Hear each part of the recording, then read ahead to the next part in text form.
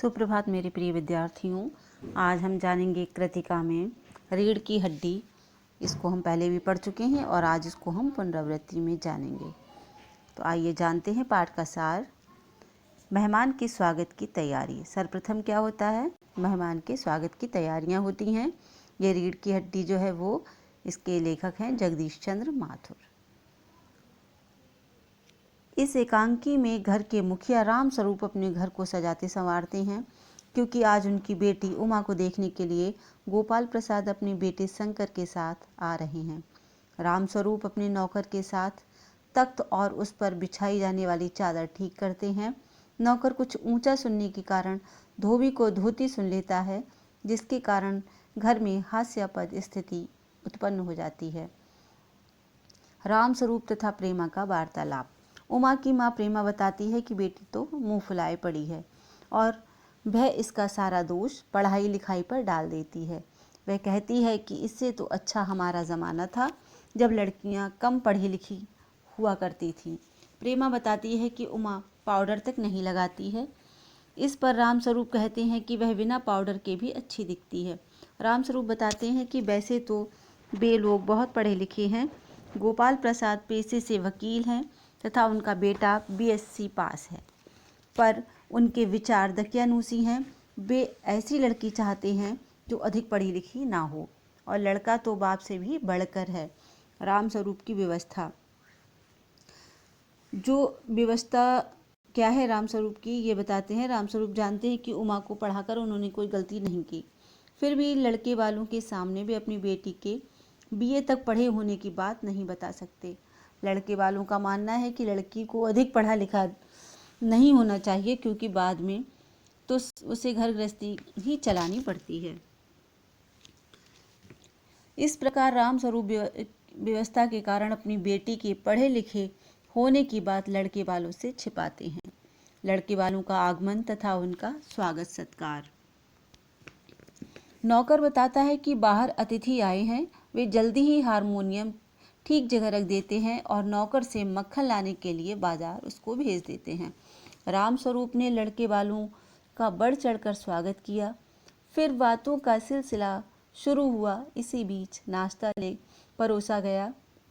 गोपाल प्रसाद अपने ज़माने की पढ़ाई की बात भी कहते हैं कि उस ज़माने में मैट्रिक पढ़ा हुआ जो अंग्रेजी लिखता था, उसकी तुलना आज का एमए की डिग्री लेने वाला नहीं कर सकता। लड़के वालों के दकियानूसी विचार।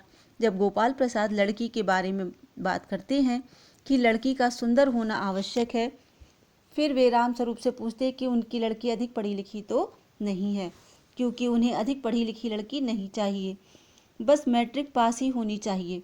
वे लड़कों की पढ़ाई को तो ठीक मानते हैं, परंतु लड़कियों के लिए नहीं।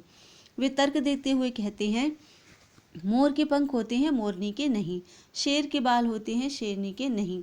उनके अनुसार पढ़ने लिखने का काम तो पुरुषों का होता है, स्त्रियों को तो घर गृहस्थी चलानी होती है, अतः उनको अधिक पढ़ाई करना कोई आवश्यक नहीं है। उमा का प्रवेश। नाश्ता समाप्त होने के पश्चात रामस्वरूप पान मंगवाते हैं। उनकी बेटी उमा पान की तस्तरी लेकर कमरे में आती है। उसने सादे कपड़े पहने थे तथा गर्दन झुकी हुई थी और आंखों पर चश्मा था। गोपाल प्रसाद और उनका बेटा उमा का चश्मा देखकर चौंक जाते हैं। रामस्वरूप बहाना बनाते हैं कि पिछले महीने इसकी आंखें दुखनी आ गई थी, सो कुछ दिन के लिए इसको चश्मा लगाना पड़ा। लड़के वालों का उमा से सवाल करना। गोपाल प्रसाद के उमा के लिए प्रश्न पर प्रश्न शुरू हुए जाते हैं। वे बार बार प्रश्न पूछ रहे हैं और पूछते हैं कि बेटी तुम्हें गाना बजाना आता है या नहीं, खाना बनाना जानती हो या नहीं, पेंटिंग और सिलाई जानती हो या नहीं, इत्यादि। उमा मीरा का प्रसिद्ध भजन मेरे तो गिरधर गोपाल दूसरो न कोई गाने लगती है कि गाते गाते उसकी नज़र शंकर से मिल जाती है और वह गाते गाते रुक जाती है। अब गोपाल प्रसाद फिर पूछते हैं कि कुछ इनाम भी जीते हैं क्या? वह चुप रहती है। उमा का लड़के वालों को जवाब देना। रामस्वरूप कहते हैं कि बेटी जवाब दो, तो वह फूट पड़ती है। क्या जवाब दूं बाबूजी? जब मेज कुर्सी बिकती है तब दुकानदार मेज कुर्सी से नहीं पूछता, सिर्फ खरीदार को दिखा देता है, पसंद आ गई तो अच्छा है, वरना वह आगे कहती है, इन महाशय से पूछिए कि क्या लड़कियों का दिल नहीं होता, क्या उनको चोट नहीं लगती। तब गोपाल प्रसाद झल्ला उठते हैं। उमा द्वारा शंकर की पोल खोलना। उमा गोपाल प्रसाद से कहती है कि जरा अपने साहबजादे से पूछिए कि पिछली फरवरी में ये लड़कियों के हॉस्टल के इर्द गिर्द क्यों घूम रहे थे और वहाँ से कैसे भगाए गए। वह शंकर की करतूत के विषय में बताती है कि शंकर कॉलेज में लड़कियों के हॉस्टल के आसपास घूमते हुए और लड़कियों से छेड़खानी करते हुए पकड़ा गया था। तब उसे नौकरानी के पैरों में गिरकर माफ़ी मांगनी पड़ी थी और ये भाग निकला था। उसकी वहाँ पिटाई भी हुई थी। उमा शंकर की चरित्रहीनता को उधेड़ कर रख देती है। गोपाल प्रसाद उमा से पूछते हैं कि क्या तुम भी पढ़ी लिखी हो।